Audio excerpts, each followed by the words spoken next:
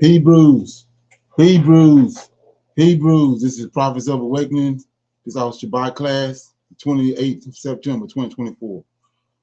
We shining the light on Mount Horeb, breaking down its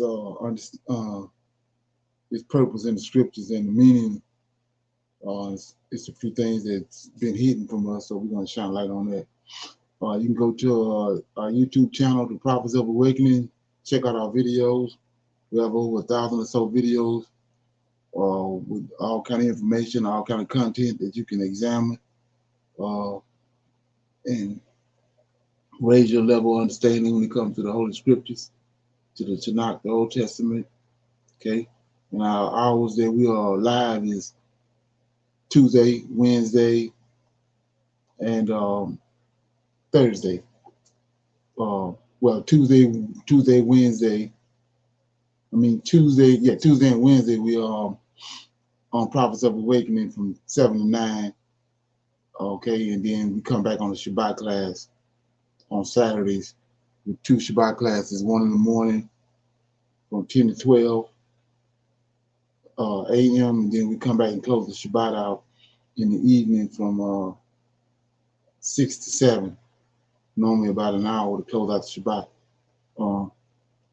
Okay, so if you want to come check us out, those are hours that we're on live. Okay, we're on our women's channel on Thursday night for our women's advanced Bible study night. That's it's like wake up. So we want to check that out.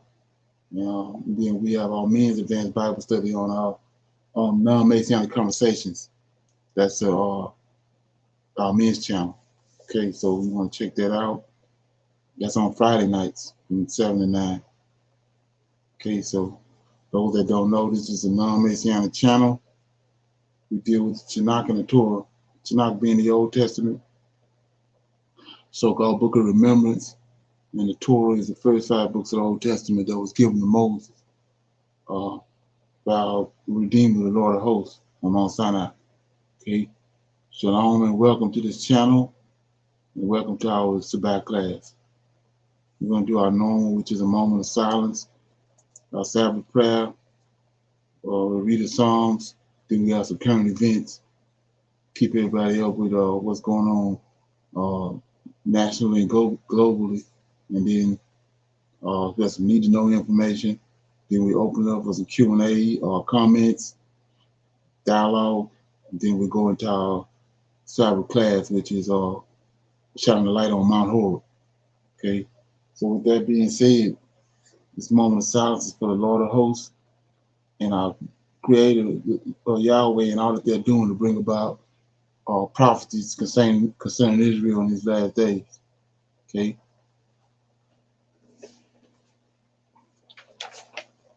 Oh Lord, we come before thee at this time that you have set apart at the beginning of your Sabbath day that you have given unto us for rest. And we are thankful for the knowledge that you and understanding that you have given us up until this point. And we seek thy face on this Sabbath, that you shower us with peace, enlightenment, and a sense of togetherness. Oh, we see thy hand in the affairs of the world, and we know and understand that what you have spoken in the past will surely come to pass. Turn not thy face from us, but hearken unto this plea. Hearken, O Lord, and do, for we need you so very much at this hour. Peace be unto you. Okay. So we're going to read the Psalm. Okay.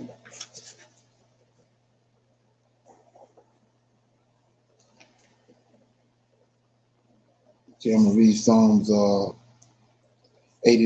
79. It's a prayer for the destruction of the heathens, right? It's a psalm of Asaph, David's head musician.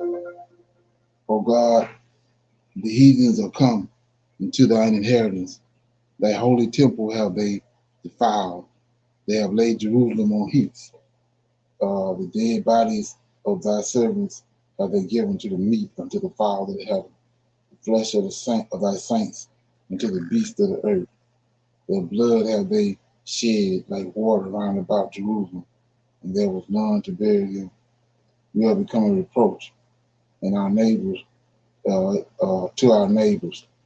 It's going in derision to them that are round about us. How long, Lord, wilt thou be angry forever? Shall thy jealousy burn like fire? Pour out thy wrath upon the heathen that have not known thee, and upon the kingdoms that have not called upon thy name. For they have devoured Jacob and laid waste his dwelling place. Oh, remember not against us former iniquities, and let thy tender mercies speedily prevent us, for we are brought very low. Help us, O God of our salvation, for the glory of thy name, and deliver us, and purge away our sins for thy name's sake. Wherefore should the heathen say, where is their God? Let him be known among the heathen in our sight by the revenging of the blood of thy servants, which is shed, and let the sighing of the prisoners come before thee, according to the greatness of thy power.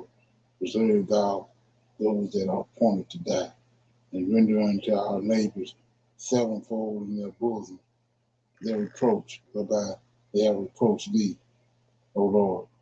So we, thy people, and sheep of thy pasture, will give thee thanks forever.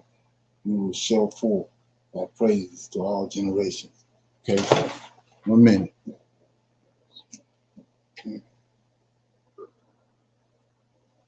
Okay, anybody have any comments on that? Okay, so with that being said, I want to shine light on a couple of things. It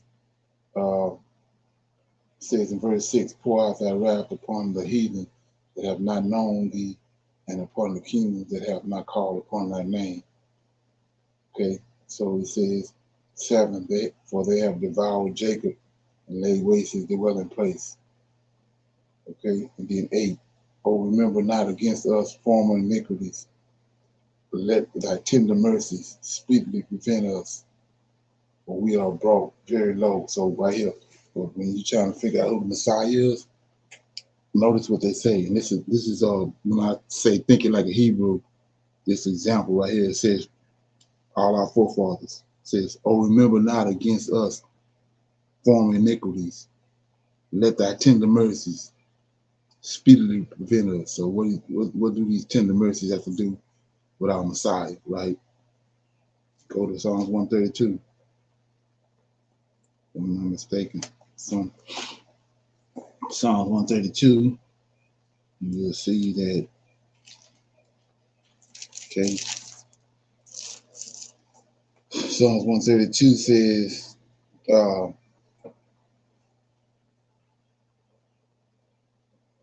verse 1 says, Lord, remember David and all his afflictions, how he swore unto the Lord and vowed to the mighty God.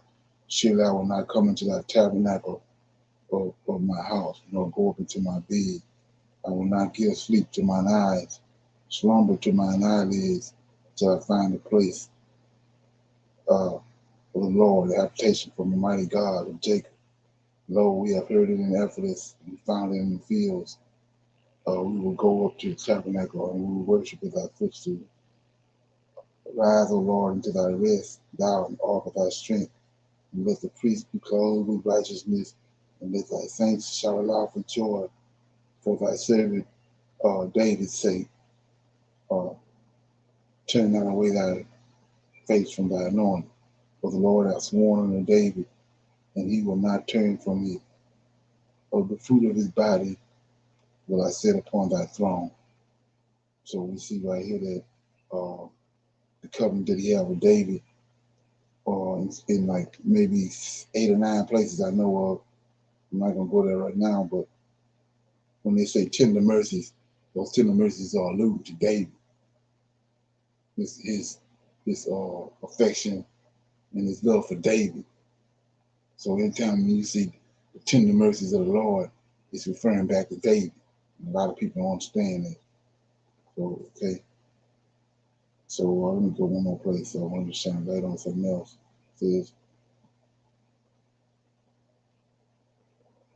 yeah, the name, right? Or the name Like I told you, when you understand who the Lord is, it's Michael, right? So it says in verse 6, pour out thy wrath upon the heathen that have not known thee, and upon the kingdoms that have not known, that have not called upon thy name, right? Then you get out of 9. Help us, O God, help us, O God, help us, O God of our salvation, for the glory of thy name, right? And deliver us and purge away our sins for thy name's sake. So what is he talking about? When you understand who Michael is, right? He said, he who brings fear, he who shines forth, all that is talking about Michael. And then the biggest one is that he who is like Yahweh. That's what his name means. So they telling him, for your name's sake, do this, help us for your name's sake, because of your name's sake. And you see that all through the Old Testament. They ain't talking about Yahweh. Ain't nobody named Yahweh, but everything else was named. Okay? So let's deal with that. Anybody have any questions on that? Okay, let me see where I'm at. Current events. Okay.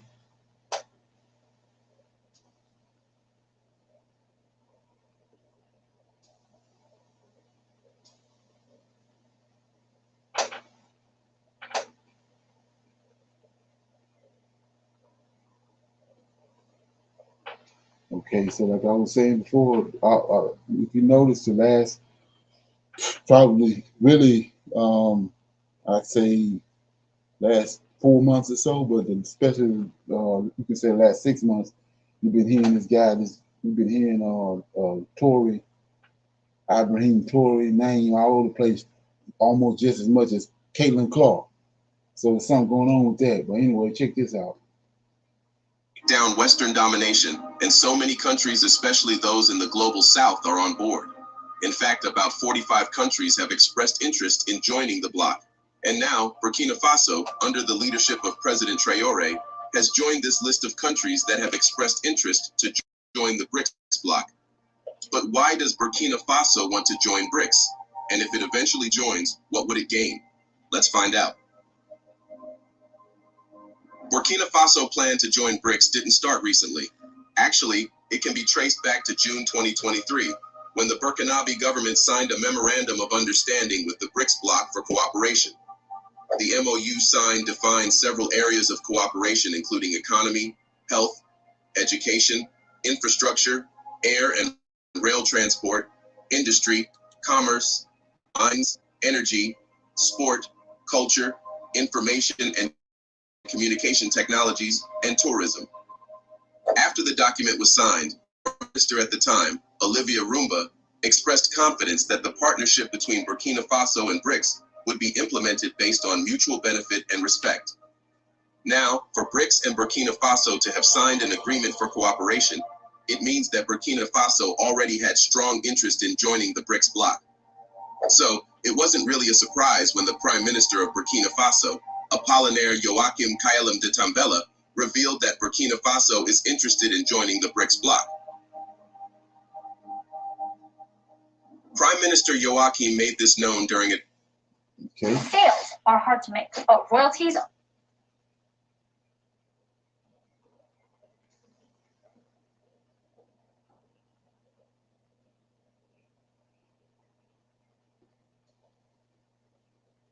stated that joining BRICS would allow Burkina Faso to counter the domination of the dollar and the euro so that it can achieve a more equitable international trade. He also noted that Burkina Faso shares the same political vision as Russia and highlighted the fact that both countries have several strategic partnerships in different areas, including diplomacy, military, and the economy. Ambassador Igor, on his part, discussed proposals for Russia to develop a nuclear power plant in Burkina Faso. Recall that during the Russia-Africa summit held last year, Burkina Faso urged Russia to help it build a nuclear power plant, and a few months later, both countries signed a memorandum for Russia to build a nuclear power plant. Aside from these, The two leaders also discussed preparations for the Burkina Faso Economic Days Abroad, which is set to be held in Russia next month. Overall, the meeting between the two leaders was a success, at least as confirmed by Ambassador Igor, who said, "The meeting was very fruitful and successful. We are in tune regarding our approaches to bilateral cooperation. We also dwelled on intensifying our cooperation in all areas." Burkina Faso's advocacy to join BRICS should not come as a surprise because it aligns with Burkina Faso's desire to diversify its international partnerships and strengthen its economic position. In addition, Burkina Faso's plan to join BRICS is also in line with the desires of the AES Confederation. Now, if you have been following the growth of the BRICS alliance from when it started in 2009 till now, you would observe that one of the reasons why it was established is to cripple the power the West has over other countries in terms of sanctions. You see, according to numerous research and reports, the West has used sanctions as a weapon over and over again against countries that stand against its ideals, principles, and interests. Russia, Iran, China, and even several African countries, including Zimbabwe and Uganda, have been subjected to Western sanctions for one reason or the other. However, instead of making these countries cower and bend to their interests, it has made them resentful and has built a strong conviction to change the order of things. Specifically, aside from the fact that the system of the global order is biased and favors the West, the fact that the West has attempted to intervene and influence the politics of sovereign countries is a major reason why countries began to fight to change things. For instance, it is widely known that over the years, the West has pushed its political ideologies and interests to other countries through the use of international institutions such as the World Bank.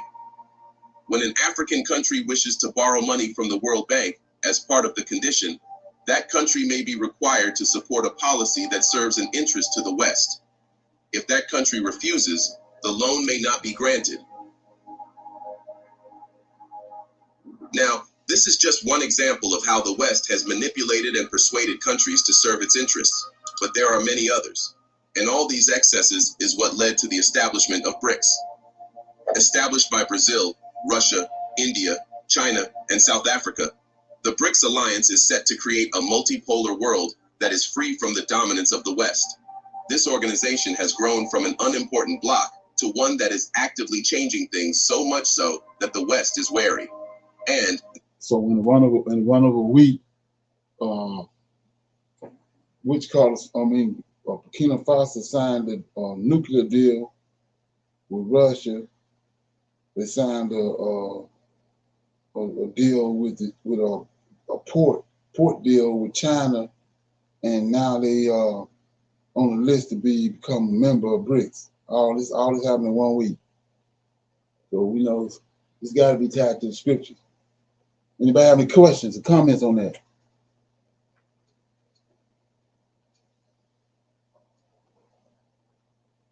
Okay. Let's deal with this right here. Okay.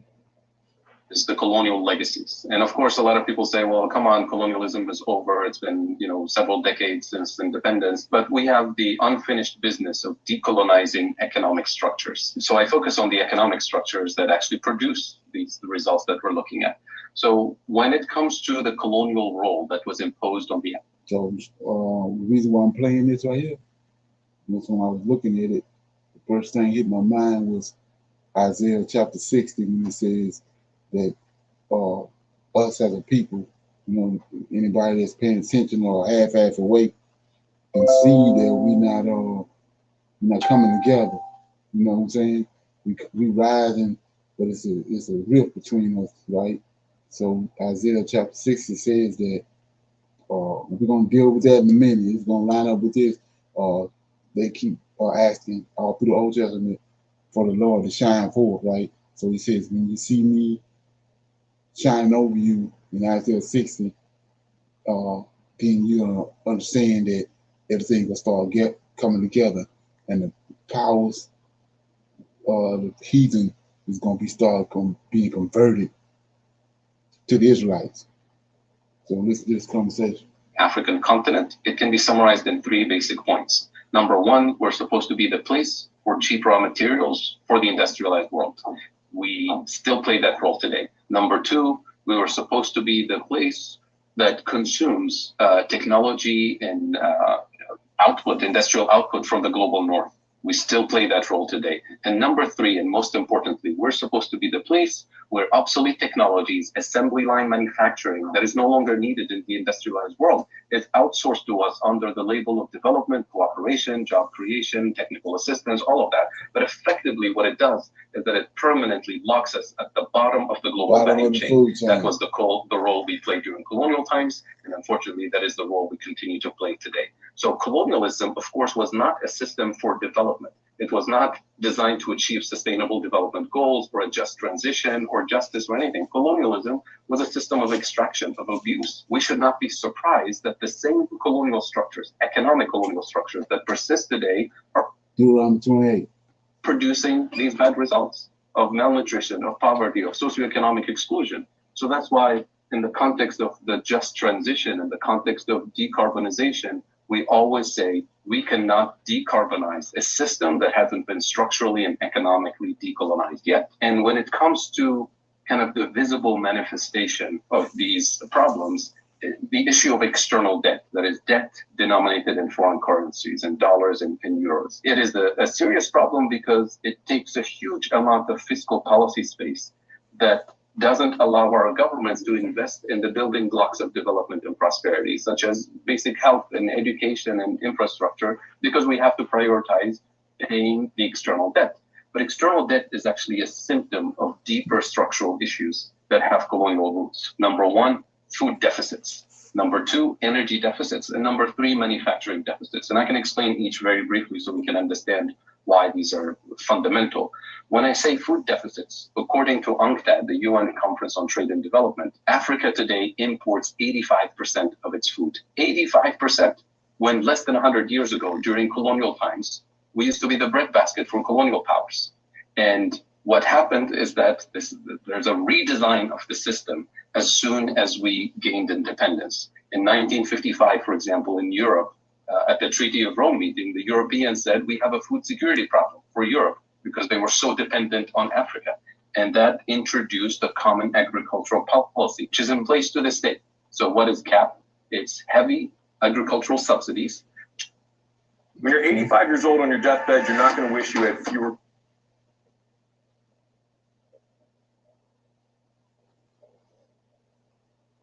The core crops in Europe, such as corn and wheat and soybean, and the core food security items. And of course, it wasn't just Europe that did that. It was the United States, Canada, Australia, the former Soviet Union, which is why Russia and Ukraine today dominate the grain industry.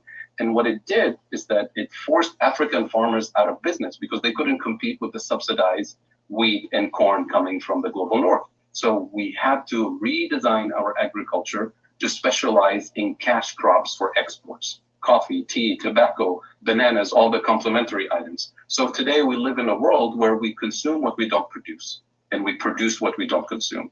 And that's why we have real food insecurity on the African continent and the rest of the global south, obviously. So that's the food deficiency. Number two, energy deficiency. When I say energy deficits in Africa, I include our biggest oil exporter on the continent. Nigeria today imports 100% of its gasoline.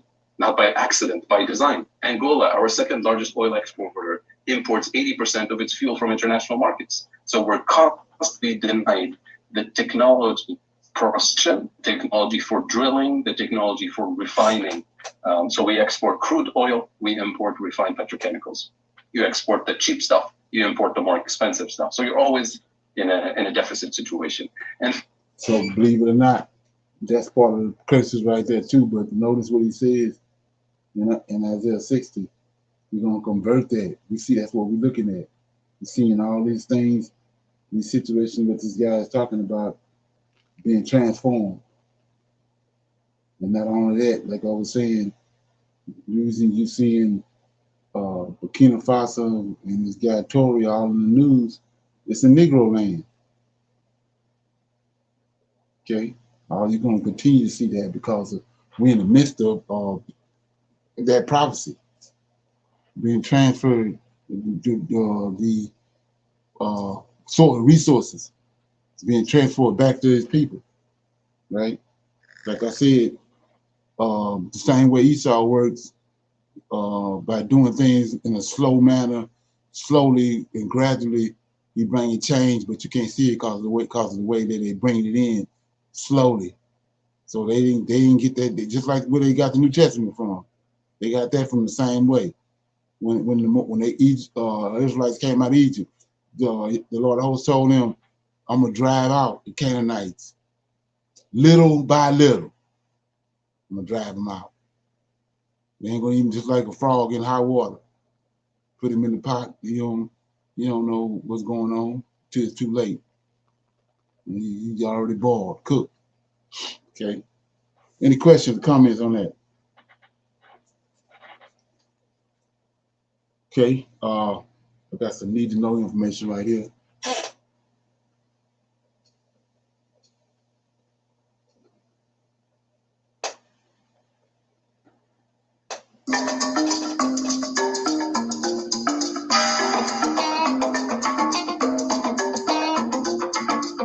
Shalom, shalom, mishpokah. This is a quick video from Goya Group. We're always striving to find the truth of the faith and the culture of the Hebrew with Hebrews. The topic we will address here is one that leads to great contention amongst Israel, or Israel. Who are the 10 tribes of the northern kingdom of Israel, or more specifically, where are the 10 northern tribes today? The short answer is that no one can identify them for sure scripturally. But what can be said is that the texts inform us where they went after the Asher or the Assyrian captivity in the 8th century CE, and where they will be gathered from in the great day of Yah, whenever that will be. It is Africa. As always, we will use 2 to 3 witnesses to establish any matter concerning the word of Yahweh. The first witness is Yeshayahu, or Isaiah, chapter 11. In the first verse of each chapter of Torah lies the historical context. For example, the Nabi we're looking at now, Yeshayahu, looking at chapter 1, verse 1, informs the reader that the vision concerning Yahudah and Yerushalayim that Yeshayahu, son of Amatz, saw during the reigns of Uzziyahu, Yotam, Achaz, and Kezekiahu, kings of Yahudah. Therefore, we know that this Nabi only saw the captivity of the northern kingdom of Yisrael, because there were several kings left in the southern kingdom after Kezekiahu in 686. So he prophesied from Uzziyahu, right here, to Kezekiahu, right here, and all the kings in between. Now, he specifically stated that Kezekiahu and Achaz, as they shared rulership, right there. In chapter 11 of this book, the rod promised from the son of Yeshai, or Jesse, is prophesied, which is an obvious messianic prophecy. Right, so this right here, this is a dagger, because, they going more and more, they get more and more with that Hebrews, the Israelites, Israel is over here in America, right? So check this out. I don't understand how you can get that being in America out of this. Due to the fact that Daud, or David, and his father Yeshai are dead over 300 years at this point. And this is all before the Babylonian captivity, which started after Zedekiahu, 586, right there. The verses we're looking at will point to where the northern kingdom will be. Right. Verses 10 through 12 read, "In that day, Isaiah, the root of Yeshai will stand as a banner for the people. The nations will rally to him, and his resting place will be glorious.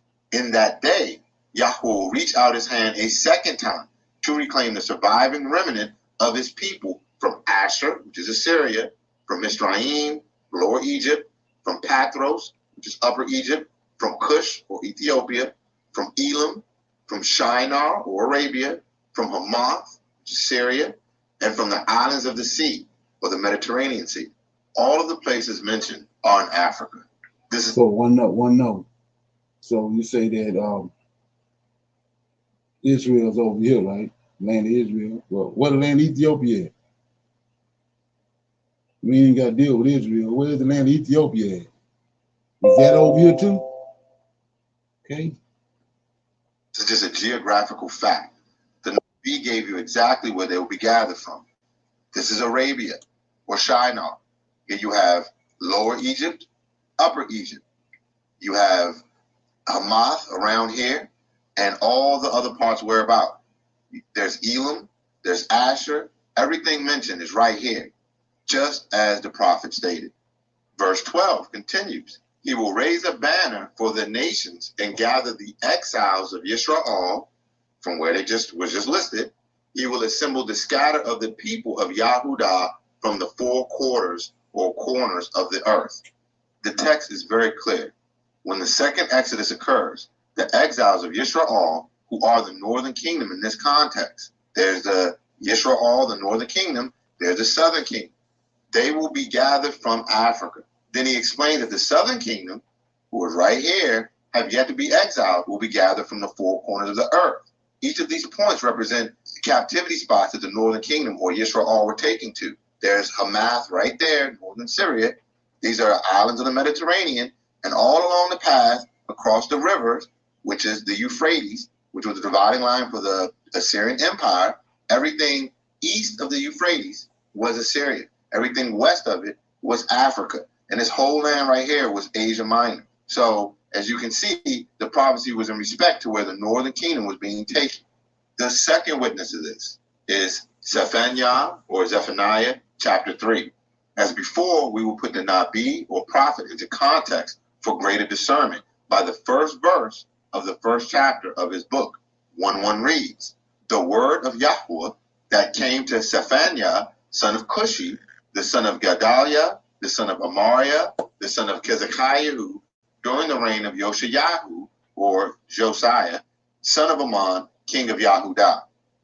This Nabi, or prophet, wrote and prophesied during the reign of Yoshiyahu, or Josiah, right there, which is the boy king who was righteous and loved by Yahweh and reigned until 609 BCE.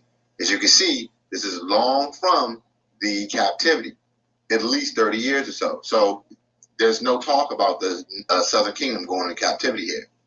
During this time, only the southern kingdom was free. The northern kingdom was in captivity. The southern kingdom of Yahudah was still free. But as you can see, the Assyrian Empire, which wasn't taken down until Babylon in 626 BCE, ruled the entire reign. The dark green represents the main of their empire across the Euphrates. Everything east of it, this is all Assyria. Everything to the west of it is all Africa. And they came into the land and they controlled all this region. Verse 10 of chapter 3 reads, from beyond the rivers of Cush, my worshippers, my dispersed or scattered people, will bring my offerings. This Nabi or prophet is referencing the dispersed, who are only the northern kingdom at this point in history, and where they will return from. Cush is another name for Ethiopia, right there, which is in Africa. Therefore, the dispersed of the northern kingdom are coming from beyond the rivers of Ethiopia in the day where Yahweh grabs the remnant of his people. From the beyond the rivers is to the west of the rivers of Cush. The Nile, Niger, all of them are rivers of Ethiopia. You have Upper Mitzrayim and Lower. You heard that? You said Niger. You think that's a coincidence?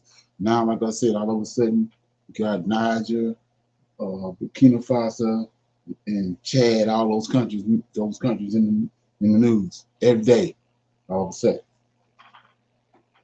Mitzrayim, Libya, and this is Cush, everything else. The third witness is from Ezra Delet, or Second Esdras, of the Apocryphal writing. This word is from the late Latin apocryphos, meaning secret, not approved for public reading, and from ancient Greek, apokryphos, meaning hidden or obscure, and were writings removed from canon by the Protestant Reformation and through the Catholic Council of Trent in the 16th century, about 1545 to 1563. So these writings were legit for over 1,000 years after the formation of Catholicism.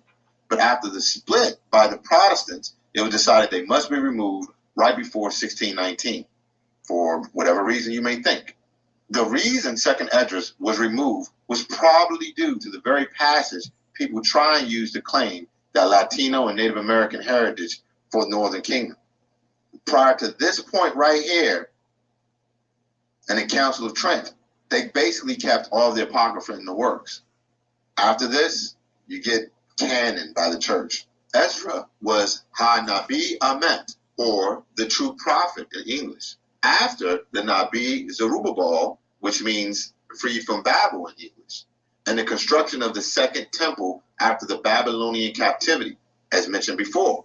And looking at the first verse of the first chapter of his first book gives the historical context needed for the best understanding. It reads, in the first year of Koresh, which is Cyrus I, king of Persia, in order to fulfill the word of Yahweh spoken by Yirmiyahu, which is Jeremiah, Yahweh moved the heart of Koresh, king of Persia, to make a proclamation throughout his realm and to also put in writing. So he goes on and he explains how the southern kingdom will be freed and have to build everything up. Yahweh lifted up this king and preserved him and aided him as he was the king who defeated Babylon. Therefore, Koresh decreed that Yehuda, or the southern kingdom, held captive by Babylon, would be freed in order to build their second temple.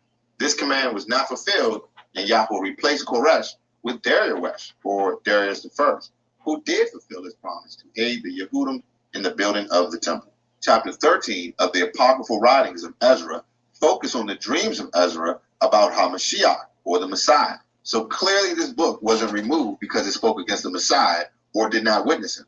We will thoroughly examine verses 39 to 46 of chapter 13, which will explain exactly where the 10 northern tribes will be gathered from when Yahushua comes to collect them. It is the same place they have been since the Asher or the Assyrian captivity. It reads, and whereas you saw that he gathered another peaceable multitude to him, those are the 10 tribes which were carried away prisoner out of their own land in the time of Hushai, or Hosea, the king, whom Shalmaneser, the king of Asher, led away captive, and he carried them over the waters, and so they came into another land. But they, the 10 northern tribes, took this counsel among themselves, that they would leave the multitude of the heathen and go forth into a further country where never mankind dwelt. This is speaking directly to the captivity of the northern kingdom under the king Hushai by the Assyrian king Shalmaneser, which is borne out in history and scripture. And he took them east across the waters. They went east. This is the Euphrates River, which was the natural dividing line for the Asher Empire. To continue, verse 42, that they might there keep their statutes, which they never kept in their own land. So wherever they went there to keep their laws. So it cannot be Native Americans, Latinos, or Native Mexicans, because there is no history of them ever keeping the laws of the Most High, and they do not claim the heritage. And they entered into the Euphrates by the narrow places of the river. For the Most High then showed signs for them, and held still the flood till they were passed over. So they went west and into the Euphrates rivers after going east, which was the opposite direction they came from. Yahuwah held the water still until they passed over the Euphrates River. There are no boats mentioned, nor any journey down the Euphrates into the Persian Gulf and into the Indian Ocean. For through that country there was a great way to go, namely of a year and a half, and the same region is called Arsarat. They went through the country for 1.5 years, not over the ocean or any large body of water needed to reach the Americas. Then they dwelt there until the latter time, and now when they shall begin to come.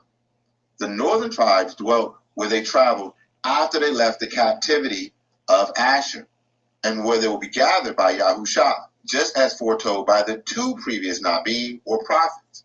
They crossed the Euphrates, went for a year and a half through the country, and ended up exactly where the Yoruba and the Igbo people tell you, in Nigeria. For anyone confused as how it took 1.5 years to go from the Euphrates to West Africa, please consider the Appalachian Trail on the east coast of North America. It takes experienced hikers in good shape about 4 months to hike about 2,000 miles over a paved path with cleared areas. If you consider the multitude of the 10 northern tribes with the elderly, young, livestock, over dense foliage and brush, 1.5 years seems totally reasonable to travel 3,000 miles. This picture is what some claim those verses state. Now, this makes no sense as it goes against what the Nabim before Ezra stated, and it contradicts what Ezra himself stated in the text. Okay, any comments on that?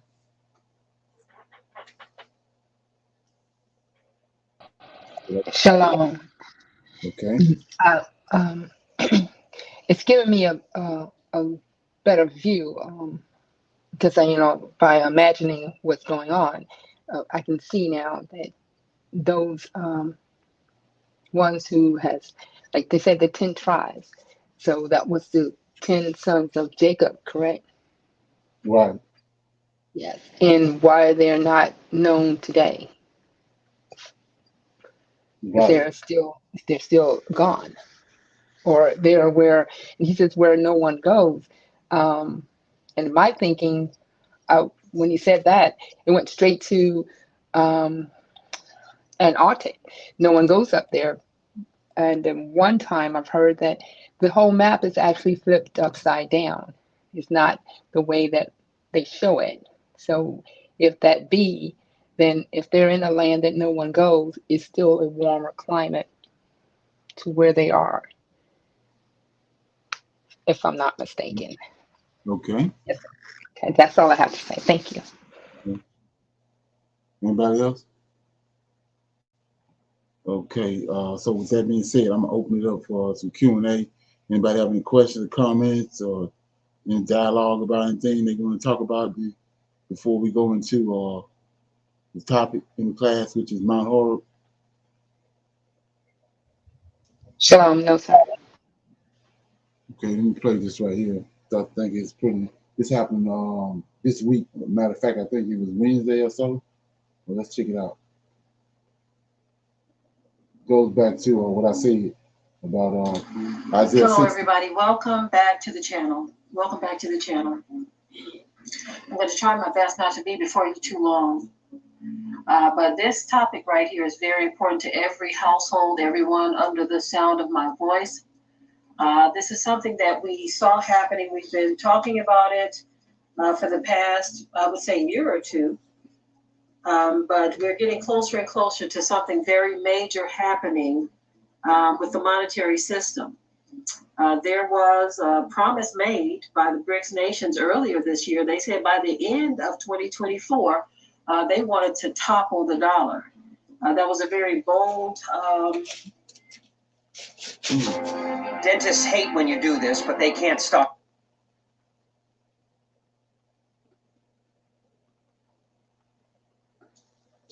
Move to announce something like that. It was a bold statement to make. But they had to say this because they already had some sort of confidence that it was possible.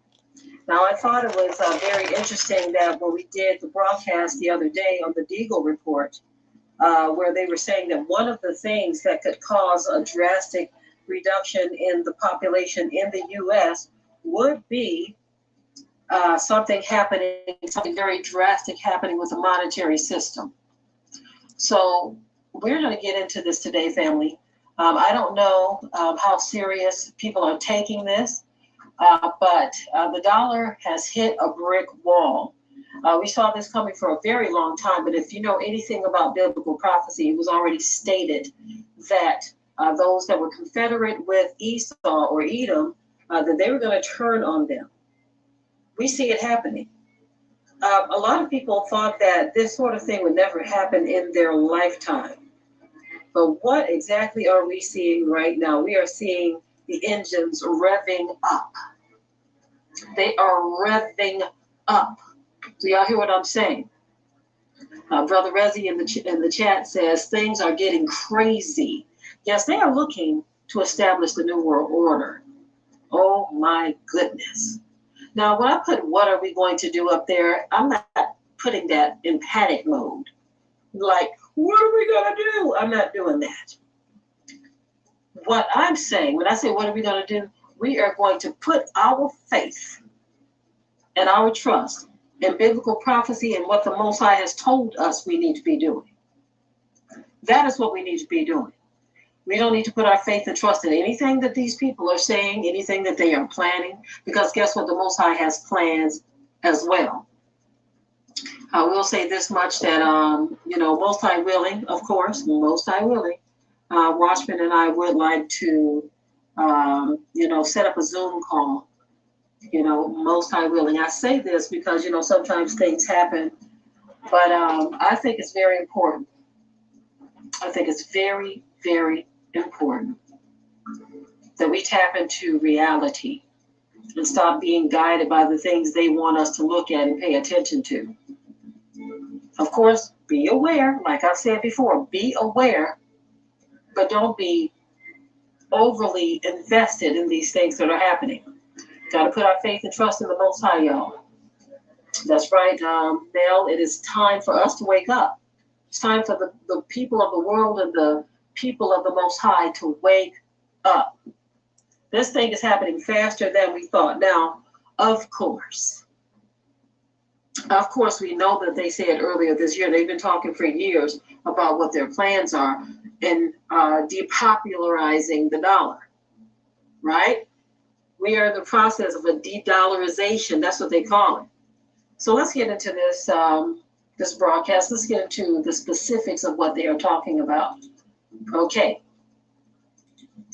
So what they are saying is that there are 159 participating countries that will adopt this new payment system. This is what BRICS is confirming. Okay. They are confirming this. It says after recent rumblings surfaced on how many nations would embrace the impending BRICS pay system, the bloc has confirmed 159 participants are set to adopt the new payment system. Indeed, the Economic Alliance system is poised to hit the ground running, should I say, when it fully launches. Now, all eyes are on this launch, which will take place. Many have surmised that it would be announced at the highly anticipated 2024 summit. Moreover, it would be set to go live in what would be a groundbreaking unveiling. It says if that were to happen, the bloc has already noted that there's a long line of entities ready to embrace it. It reminds me of what the scripture says. Those that were confederate against Esau are turning on them. Those who were allies, those who were on board with their monetary system, those who were on board with all of their dealings, they have turned on them, right? So BRICS payment system to feature 159 participants. Earlier this year, the BRICS bloc announced the creation of blockchain-based payment platform. It would be set to redefine the collective global economic standing. Moreover, it would compete with some of the largest payment systems worldwide. This includes the Western-dominated SWIFT system. Now the BRICS group confirmed that 159 participants will adopt the new payment system. Indeed, Russian officials verified the number in a recent correction, according to a Yahoo report. Although previous statements rumored 160 countries will be involved, the number was clarified in a subsequent report. The payment system is crucial in the bloc's ongoing de-dollarization efforts. It will provide participating countries with an avenue to trade in local currencies. Therefore, it will greatly hinder how these nations settle trade, ultimately decreasing international necessity for the greenback, aka the dollar. Okay. Anybody have any questions on that? So 160 countries, they set to drop the dollar. I don't see how they're gonna get out of that. Anybody have any questions on that? Anybody heard anything about that? So I haven't heard about the dollar dropping but I've heard a lot of people talking about how much debt and how much the money that has been going overseas and not taking care of the United States versus taking care of all the other countries that they are exploiting the money, giving the money out to and bringing our debt ratio up. That's all I've been hearing about. Yeah, exactly. So they ramped it up. They already predicted that they was gonna shut the dollar down at the end of 2024. So it looked like they're on target to do just that. Like I said, I don't see how they're gonna survive 160 59 countries all in unison going away from the dollar. Shalom. Correct. And far as it is, what would happen? That they say at the end of this year, we have the physical coins, the physical dollars. So what does that mean to America? You know, within the United States, are they going to still surfacing for how we spend money here in the United States? Or is that for dropping the dollar to these other countries? They're not accepting the money um, from the United States. And being that they won't do that, but would it still circulate here in the United States? You know, if it drops from, you know, doing deals with the other countries. But would it drop here as far as us buying our goods? That's all. It's not going to matter because America's the reason why it's the superpower is because of all these other countries using the dollar. So once they start dealing with the dollar, it don't matter if it's circulated here. It's going to be marks nicks, and then they already in debt. They're making it's like a bank. The only reason a bank can do what it does, they don't have no money. It's all the people that come there, customers, and put their money in the bank. I was watching a video the other day. This man was showing how a man deposited $100,000 in the bank. The bank kept $10,000 and $90,000 they lended out. And then how much money they made from that man's $90,000. Just one person. They made over $100 and some $1 million off of that his 90,000 because of how many times it turned over. So that's how America got to where it's at because of that. So when the dollar no longer have that potential, it's going down. And then they already in debt over their head.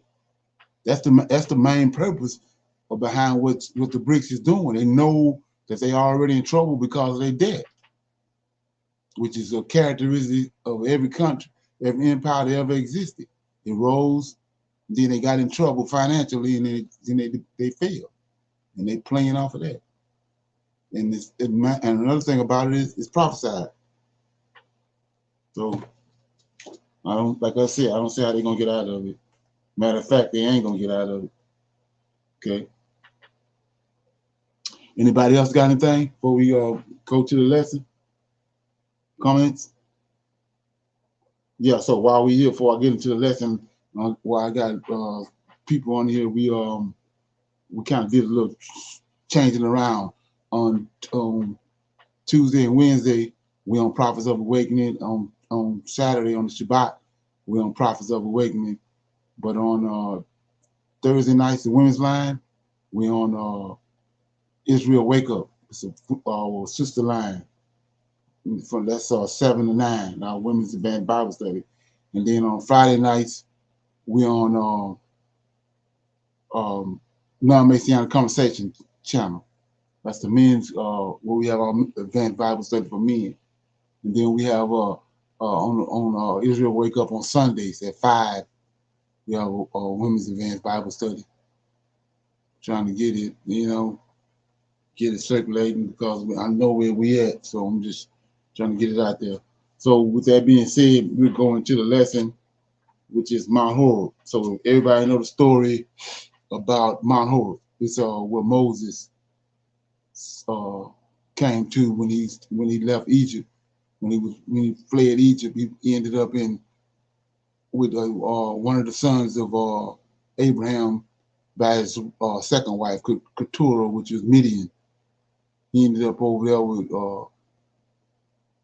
one of the Midianites, which was Jethro, and he helped his daughters feed the flock, the sheep, and all that. And then he was out helping them one day water the sheep or gather them up, and he came to the mountain of God, which is, let me read it. I'll read it right quick. So I'm in Exodus chapter 3, verse 1. And like I said, this information has been hidden from us, or understanding been hidden. So it says, Exodus chapter 3, verse 1. Now Moses kept a flock of Jethro, that's the one I was talking about, the Midianite, his father-in-law, the priest of Midian, and he led the flock to the backside of the desert. Right? Remember that. Backside of the desert, came to the mountain of God, even to Horeb. Right? So then it says 2, and the angel of the Lord appeared unto him in the flame of fire in the midst of the bush. And he looked, and behold, the bush burned with fire, but the bush was not consumed. So we got to remember all this, lock it in your head. So Moses at this mountain, and when he got there, it's the mountain of God. Like I said, they playing with this word God to throw you off. God, the mountain of God, capital G, right? Then verse 2, the angel of the Lord appeared to him. So the God that's on this mountain is the angel of the Lord. He appeared to him in the flame of a fire out of the midst of the bush. So how is he able to do that? And so we're going to lay a foundation first. So how are you able to do that? Because in the beginning, Yahweh is a consuming fire, and then he made 7 angels from himself. He formed them, right? He formed 7 angels from himself. And so it's an order to those ones he formed. The first one he formed, first being he formed was Michael El. And like I said, you have to go and emphasize the name. What his name means. Then he formed the other ones, Uriel. He formed Gabriel, Uriel, Phinel, and the other 6. So he formed those 7 angels out of fire. So their initial manifestation was fire, just like he was, just like he is. He's a consuming fire. But they had the ability to transform themselves. But they presence, they first presence is fire, consuming fire, just like Yahweh. And they're able to transform into men, pretty much anything the Creator made. They can transform into it. Okay, so those are the expressions of Yahweh. So when you say Yahweh or you say Elohim, you're talking about Yahweh and these 7 angels. Elohim you can't put Elohim with Yahweh.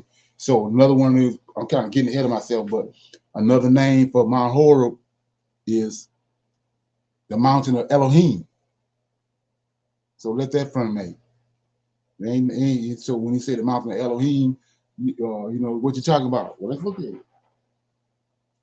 You got to keep this in mind. I want to go to a couple of places on that. So it says the mountain of Elohim. So when you go to Exodus 20, I went here the other night. Okay, the mountain,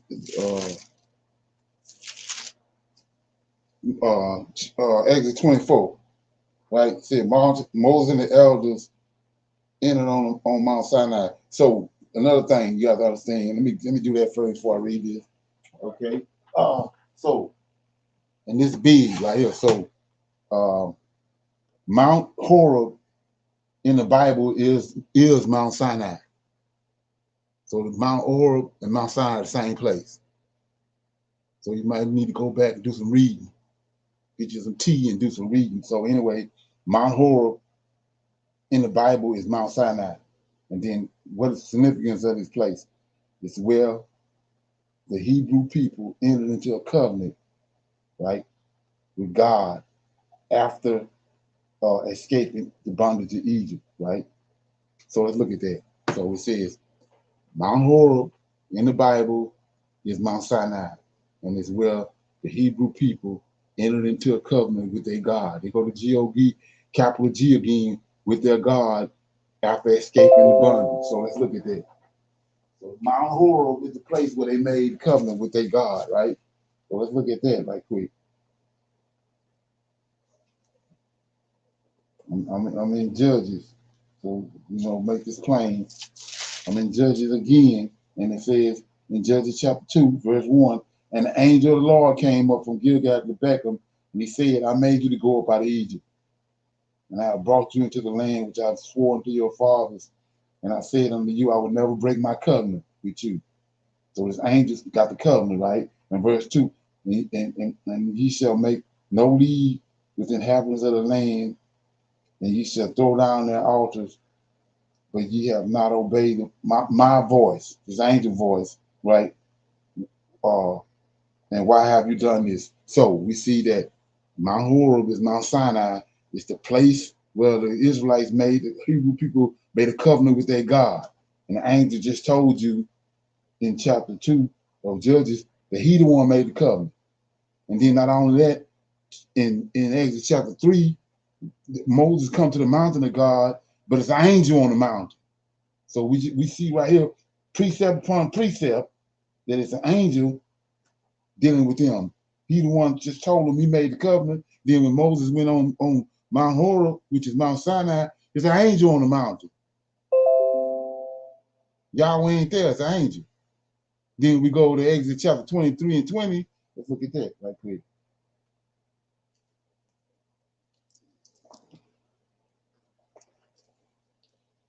We go to Exodus 23 and 20, and we see this right here. It says, behold, this is Yahweh came on the mountain. So remember, it's also called the mountain of Elohim, which is what I was getting ready to read, but I'll read this first. It says, Exodus 23 and 20, Yahweh and these 7 angels on the mountain. He tell Moses, behold, I sent an angel before thee, keep thee in the way, and to bring thee into the place which I have prepared.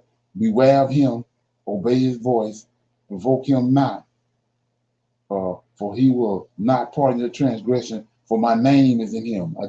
We just had a conversation about in the Psalms about this name, right? So what name is that? He created 7 angels. The first one he formed was Michael. He who is like Yahweh. He who is like me. He like Yahweh. So that's the name that he's talking about right here. So we know who he sent. He sent Michael to lead them. First one in charge that he made. Okay.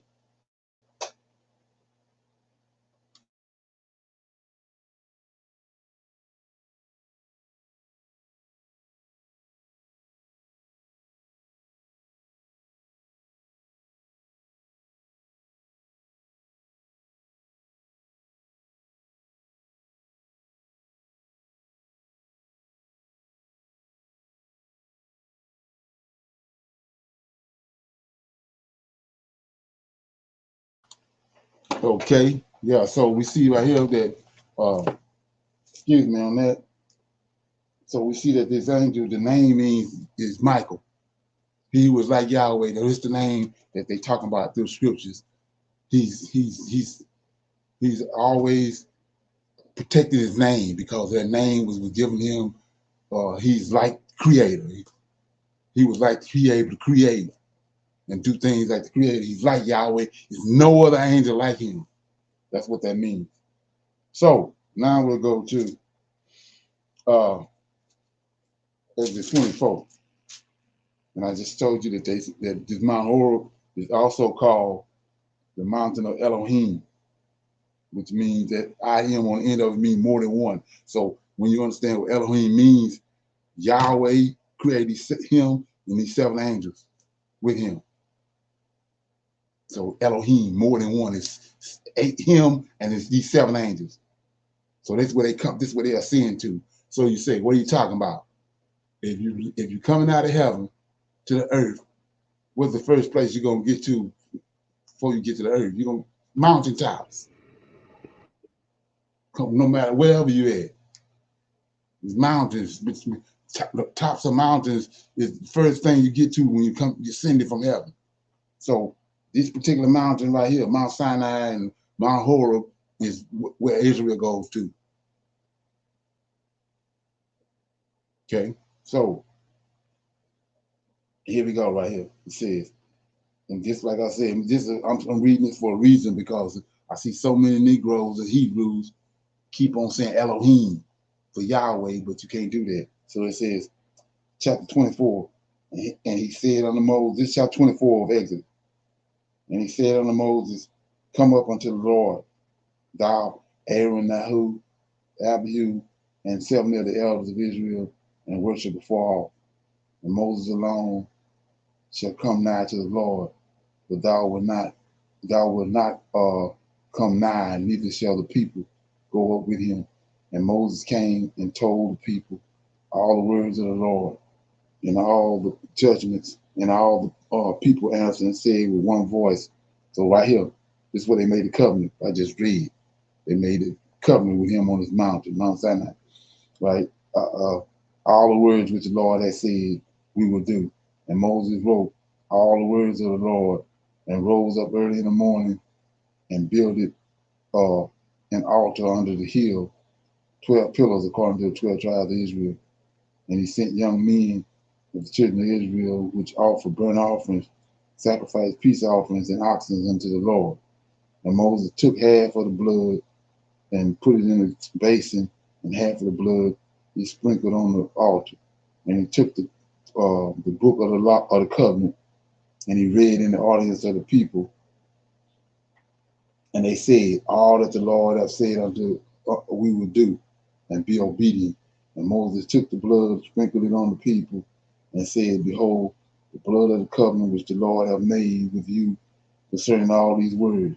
Then went up Moses, here we go, Moses and Aaron and Nabu and Abihu and the 70 elders of Israel, and they saw, see this? They saw the God of Israel. See that? The God of Israel, right? And there was under his feet, as it were, a paved work of a sapphire stone, and as it were, the body of heaven in its clearness. So they saw Yahweh on the sapphire stone, and in Ezekiel chapter 1 in the cloud, right? And then they saw the seven angels in front of him. That's why they call it the mountain of Elohim. Because Yahweh was there, and these 7 angels out in front of him with also there. Wasn't him just by itself. So let me break down something else right quick while we're here. It says Exodus 24, right? So we know Yahweh on the mountain, the Lord of hosts, which is Michael.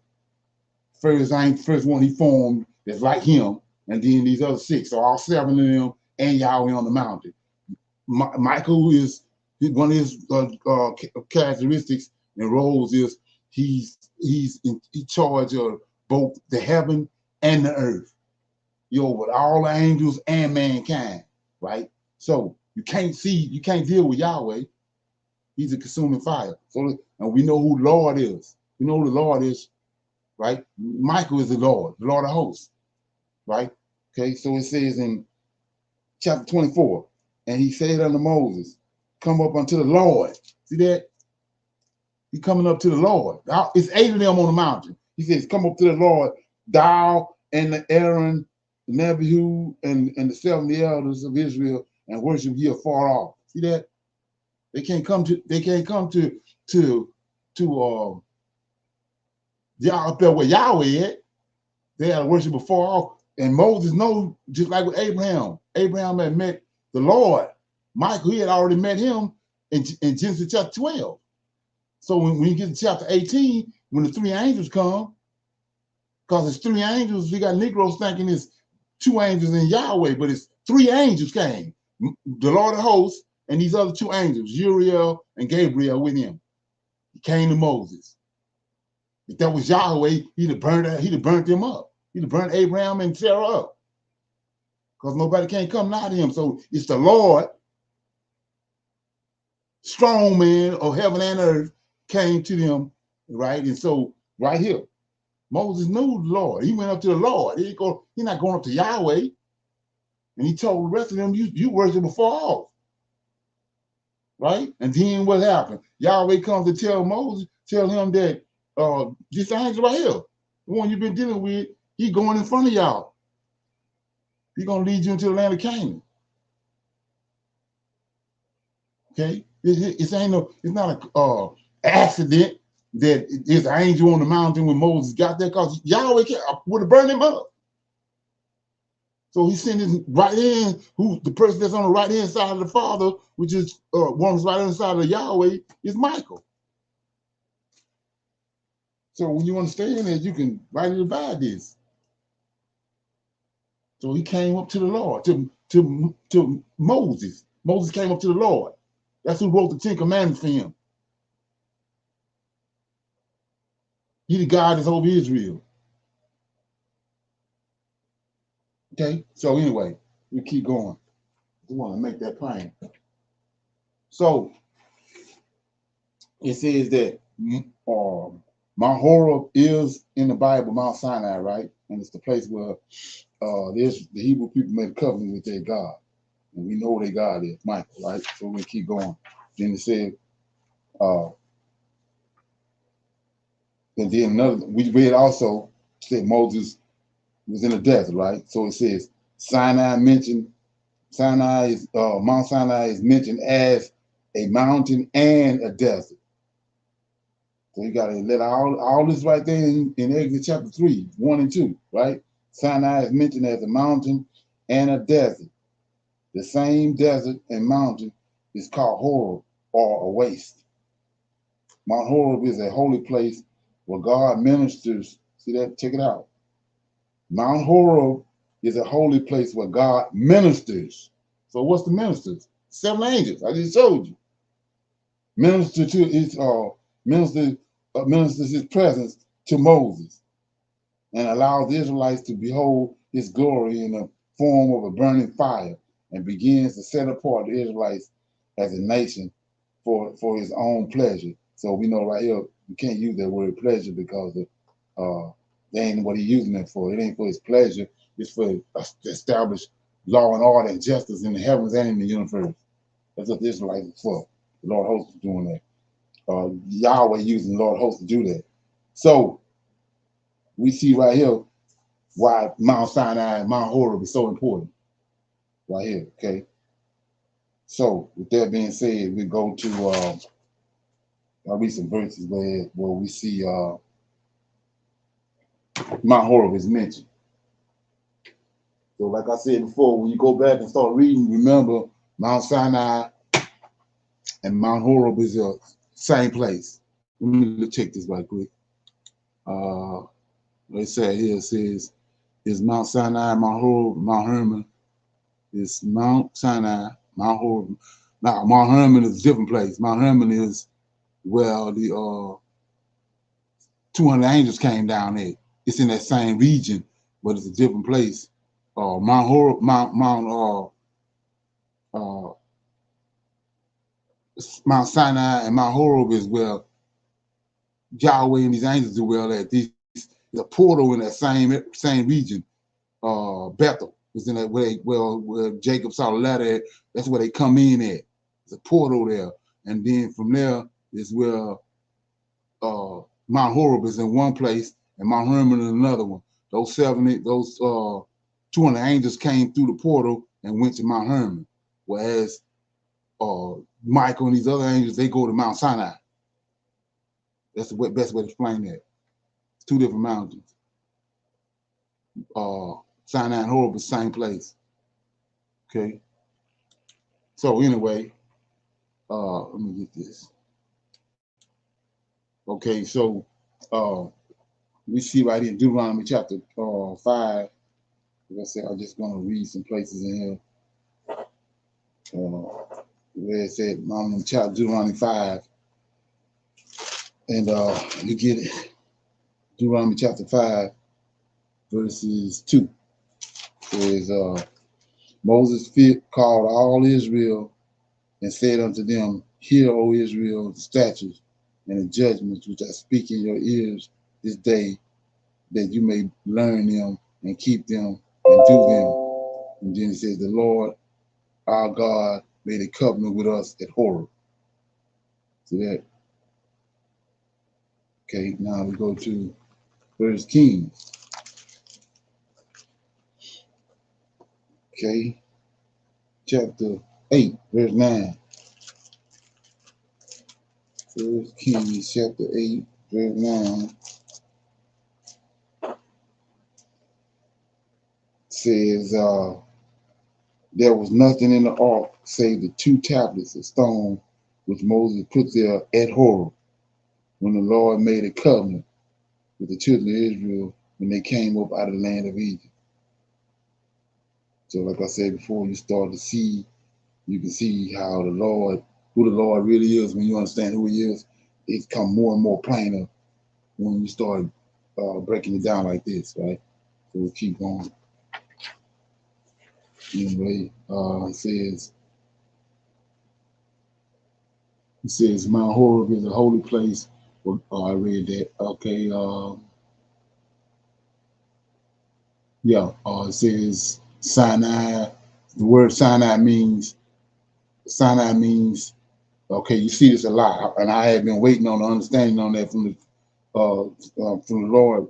And it says Sinai means to shine forth, and Horeb means a desert.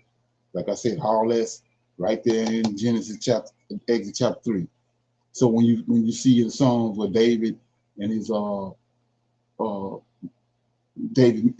ministers, also they all say, they be saying, "Shine forth, Lord."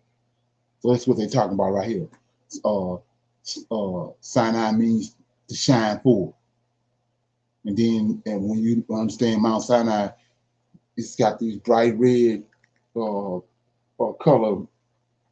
I don't know what to call it. Rocks or dirt that's on it, that it shines. So that's why they say shine forth. That's his habitation. They say shine forth from there. So that's why it says that. And I always wondered about that, but once I started doing this right here, and it came to light. So anyway, I go to Exodus chapter 3, verse 1. Okay.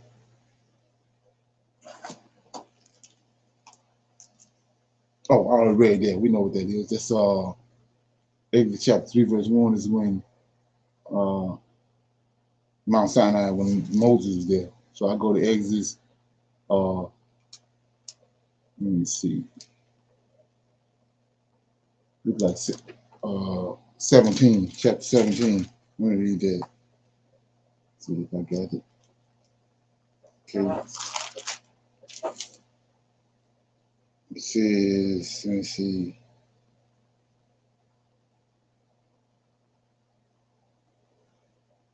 Yeah, I'll start at 1. It says this is when that struck the rock.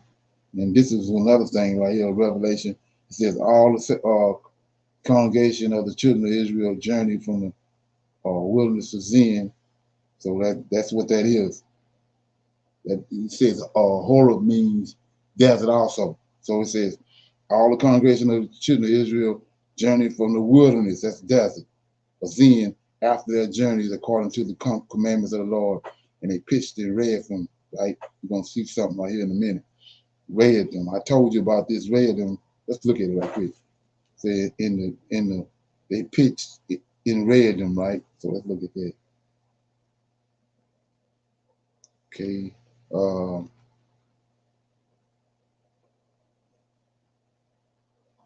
Let's see, Genesis. I have to go to Genesis.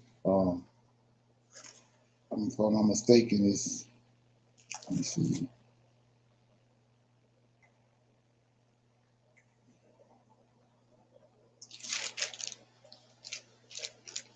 Yeah.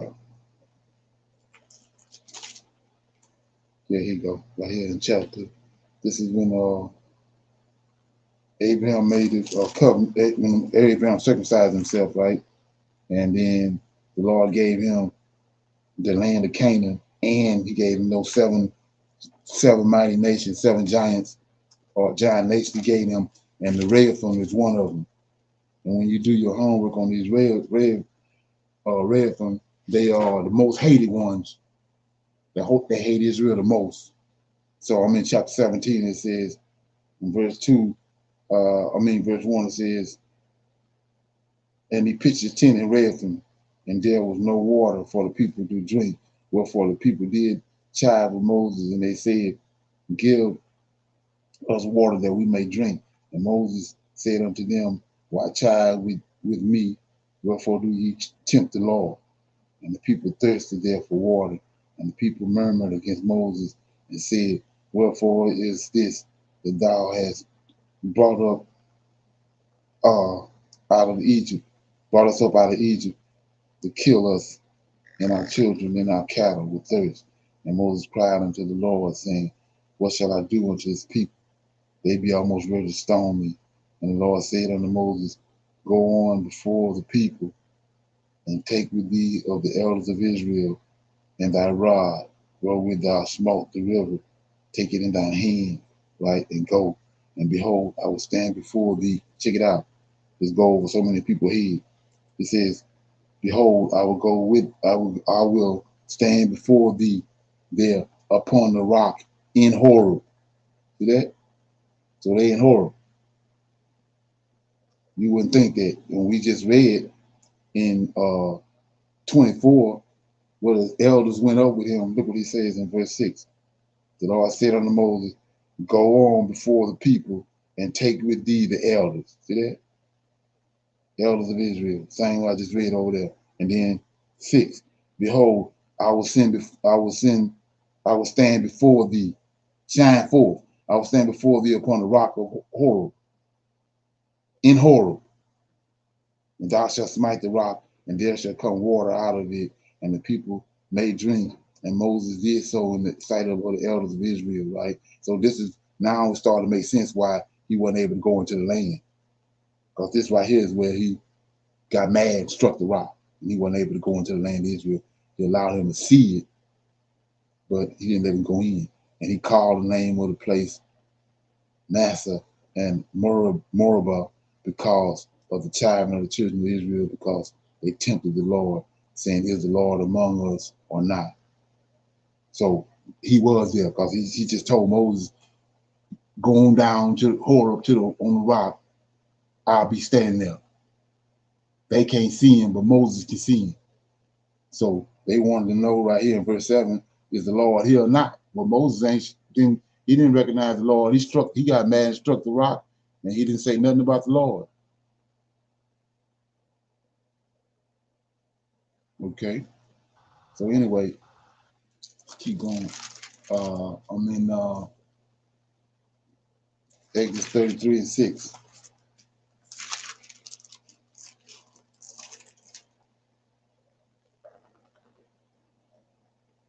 Exodus 33 and 6 says, and the children of Israel stripped themselves of their ornaments by the mount of Horeb.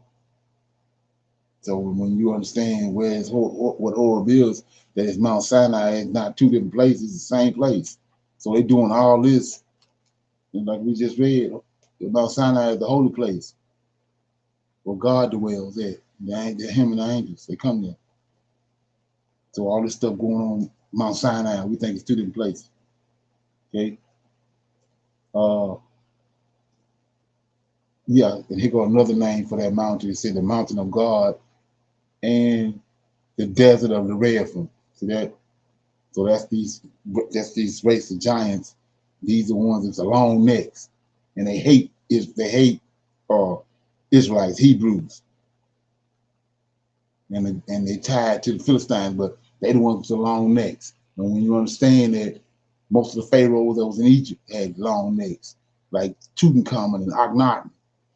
Okay, so anyway, and then that shine forth is in Exodus 24 and 17. Let me get that. Exodus 24 and 17. Okay.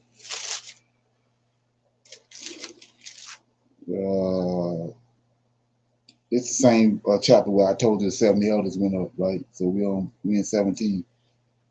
I started 16. And the glory of the Lord abode upon Mount Sinai. See that?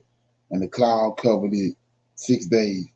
And the seventh day, he called unto Moses out of the midst of the cloud. So right here, when you got to go back, precept upon precept. Don't listen to me. So it says, and the cloud and the Lord and the glory of the Lord abode upon Mount Sinai and the cloud. So got to go back to the cloud. Ezekiel broke down what was in the cloud. It ain't one person in the cloud. So the cloud there, Yahweh there, and these angels there also. It ain't just one place. So back to what I said, the mountain of Elohim, right? So anyway, 16 says, the glory of the Lord, this Exodus 24:16. The glory of the Lord abode upon Mount Sinai, and the cloud covered it 6 days. And the seventh day he called unto Moses out of the midst of the cloud. 17. And the sight of the glory of the Lord was like a devouring fire on the top of the mount in the eyes of the children of Israel, so shining forth. Just like Ezekiel said in chapter 1, how the rays was shining through the clouds, shining out through the cloud. Okay, anyway, so let's keep going. It's also called the mountain of Moses, because Moses is affiliated with it, so it's also called the mountain of Moses. So let me go to 33:2. Let me see if 33:2. Exodus, let me see, Deuteronomy 33:2.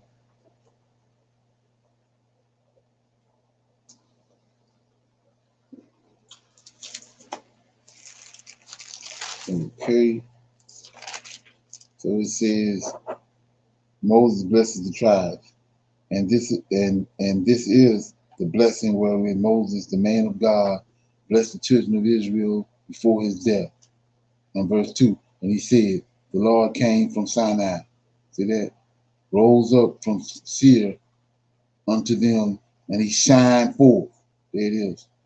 Shined forth from the Mount Paran, and he came with 10,000 of his saints from his right hand, when a fiery law for them. So let's look at that. It says, verse 2, Deuteronomy 33:2, he said, the Lord came from Sinai, right? He rose up from Seir, they go Mount Seir, right? All these stuff in the same region, what you got to understand. From Mount Seir unto them, and he shined forth from Mount Paran. So what is this Mount Paran? If you go back to when Isaac sent his servant to go get a wife for Isaac. Yeah, Abraham sent his servant to go get a wife for Isaac. Right? He sent him to Paran. That's where Sarah was from. So all this stuff started making sense now. It says in verse 2, he said, the Lord came from Sinai, and he rose up from Seir. So also they got verses in here I've seen brothers go and say, Yahweh shining forth from Mount Seir. That's why right here. He's shining forth from Sinai, but Mount Seir in the same region. So that's why I can say that. It's almost as if he coming from Sinai, he got to pass over Seir. So it says, and he said, the Lord came from Sinai, rose up from Seir unto them. He shined forth from Mount Paran, and he came with 10,000 of his saints from his right hand when a fiery law for them. So it's all making sense. Okay. Go to some more verses, then we'll close out. Deuteronomy 4:10. Read a couple more. Deuteronomy 4:10 says, especially the day that thou stoodest before the Lord thy God in Horeb, when the Lord said unto me, gather me the people together, and I will make them hear my words, and that they may learn to fear me all the days that they shall live upon the earth, that they may teach their children. So let's look at that. This is Deuteronomy 4:10. The day that thou stoodest before the Lord thy God in Horeb, when the Lord said unto me, Moses talking, gather me the people together, and I will make them hear my words, that they may learn to fear me. So let's show you how this I'll point toward Michael, right? It says, especially the day that thou stoodest before the Lord, right? Thy God in Horeb, when the Lord said unto me, gather me the people together, and I will make them hear my words. So a precept for that is 23, Exodus 23 and 20. Yahweh told them, I'm sending this angel. Listen to him. Obey his voice. So they're not dealing with Yahweh. They're dealing with this angel that he put over them. And then we keep going. And it says, I will make them hear my words that they may learn to fear. So what's another characteristic of Michael? When he comes, he who fears. That's why when in Daniel said, the men that was with me fled. They ran out of fear of the Lord. Okay?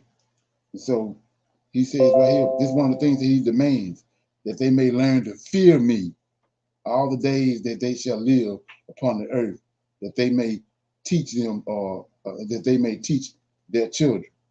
And so we got off track on that because of kids today, people today, they don't fear the Lord. Ain't no fear there whatsoever. Okay. Let me go to Malachi. I go to Malachi, and then I got something else I want to deal with. Two more places. I go to Malachi 4:4, right? And then let me get it.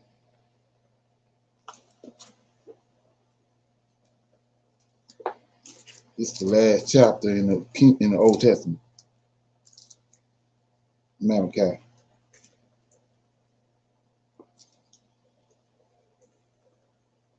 Chapter 4. Let me get it.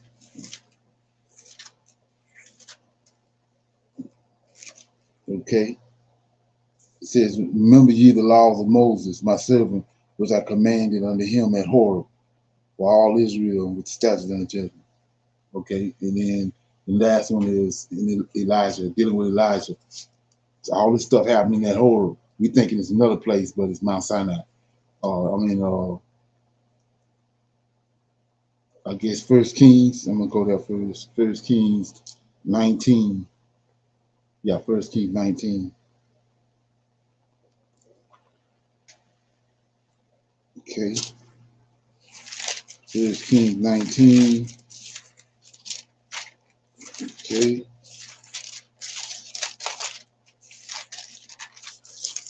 And in 19, I'm gonna read 8 through 18. It's Elijah flees to Horeb, right? And he rose and did eat and drank, and he went in the strength of that meat 40 days and 40 nights into Horeb, the Mount of God. So I'll take you right back to our forefathers first made the covenant with the Lord in. And you wouldn't even assume that though, because you don't understand what happened. It says, and he came thither unto a cave, and he lodged there, and behold, the word of the Lord came to him, and he said unto him, what doest thou here, Elijah? So let's look at that. Okay. We in verse 9. And he came thither until he came to Mount Horeb, unto a cave, lodged there, and behold, the word of the Lord came to him. See that? And he said unto him, what doest thou here, Elijah? So who was there when Moses went? In Exodus chapter 3, who was there on the mountain? The Lord, the angel of the Lord. So who you think it is right here? When Elijah went there, the angel of the Lord, not Yahweh. In 10, and he said, I have been very jealous for the Lord God of hosts. There you go. Tell you who the Lord of hosts is right here. For the children of Israel have forsaken thy covenant, thrown down thine altars, and slain thy prophets with the sword. And I, even I alone, I only am left. Okay. And I seek my life to take it away. And he said, go forth and stand upon the mount before the Lord, and behold, the Lord passed by, and a great and strong wind rent the mountain and break in pieces the rock before the Lord. But the Lord was not in the wind, and after the wind, the earthquake. But the Lord was not in the earthquake, and after the earthquake, a fire. But the Lord was not in the fire, and after the fire, a still small voice. And it was so, when Elijah heard it, that he wrapped his face in his mantle and went out and stood in the entering of the cave, and behold, there came a voice unto him and said, what doest thou here? So there we go again right here. So we see this the Lord of hosts. But look what he doing. So he the one in the earthquake, right? He the one in the fire. He the one in the thunder. Thank Yahweh. Okay, so let that firmate. Let me check answer these right here right quick. Let's see right here. There was a video on YouTube that talks about Mount Sinai being in Arabia. I think I saw that too. But I mean, they lied about everything else. I mean, you gotta search that out. You know, because a lot of people say it's in Kenya too. So you know, yeah.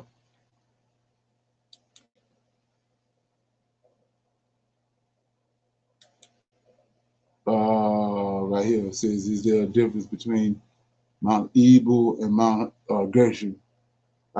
Yeah, I think so, because of what you have to understand. When you understand how Satan and his minions work, with Lucifer and his minions work, and how Yahweh work, he's duplicating it. He duplicated everything. So in Jerusalem, the seven mountains in the region in Jerusalem, the land, Jerusalem, the city of Jerusalem, is a city that sits on seven mountains. So guess what? Rome is a city that sits on seven, they could say seven hills, but seven mountains. Rome the same way. So I think Gebo and Gershom is two out of those seven mountains. And when it comes to Jerusalem, come to that region where Jerusalem at, where the Hebrews at, from my understanding. Okay. Okay. So like I said, we was dealing with Mount Horeb, breaking it down, and Mount Horeb is Mount Sinai. Keep that in mind. And so, anybody have any questions, comments before we go? Okay. Like I said before, because I don't want to get no mix-ups, on Thursday nights for Women's Line, we on Israel Wake Up channel, and for the men's advanced Bible study on Fridays 9 to 7 p.m. Central Time, we on non-Messianic conversations. So trying to build that up. You know, the women's line is kind of getting built up, but the men kind of slacking a little bit. So we trying to build that up so we can get some more conversations going on. All right, so find the time to do that. On Friday nights, the men's line is on non-Messianic conversations, and it's from 7 to 9 p.m. Central Time. Okay, and all the other everything else is still the same. It's on Prophets of Awakening. So with that being said, I want to say shalom, shalom, and another shalom. I see everybody Tuesday, and I see the women tomorrow for our advanced Bible study. Okay. Shalom. Shalom. Are we going to be on 6 o'clock today?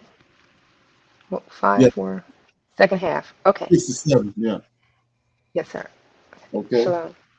All right. Shalom, shalom.